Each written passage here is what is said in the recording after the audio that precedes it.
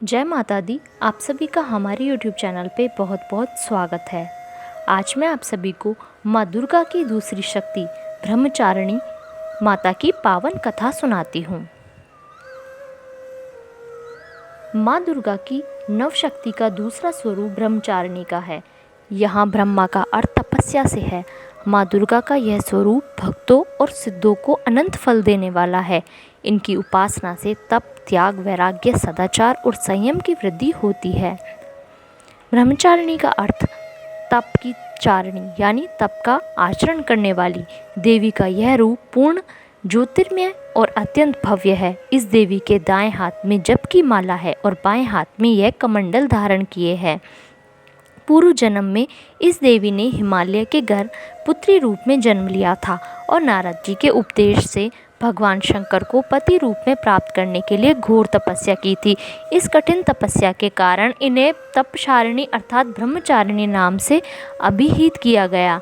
1000 वर्ष तक इन्होंने केवल फल फूल खाकर बिताए और 100 वर्षों तक केवल जमीन पर रहकर शाक पर निवाह किया।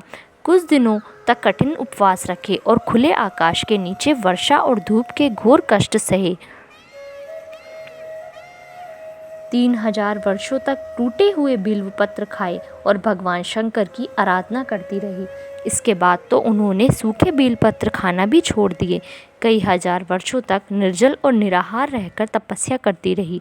पत्तों को खाना छोड़ देने के कारण ही इनका नाम अर्पणा नाम पड़ गया। कठिन तपस्या के कारण देवी का शरीर एकदम क्षीण हो गया।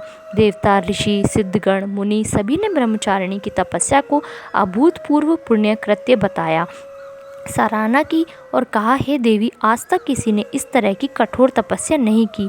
यह तुम्ही से ही संभव थी। तुम्हारी मनोकामना परिपूर्ण होगी और भगवान चंद्रमौली शिवजी तुम्हें पति रूप में प्राप्त होंगे। अब तपस्या छोड़कर घर लौट आओ। जल्द ही तुम्हारे पिता तुम्हें बुलाने आ रहे हैं। इस देवी की कथा का सार यह है कि जीवन के कठिन संघर्षों में भी मन विचलित नहीं होना चाहिए। माँ ब्रह्मचारिणी देवी की कृपा से सर्वसिद्धि प्राप्त होती है।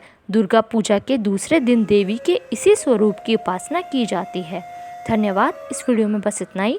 प्लीज़ आप मेरी वीडियोस को लाइक कीजिए, शेयर कीजिए और मेरे चैनल को सब्सक्राइब कीजिए।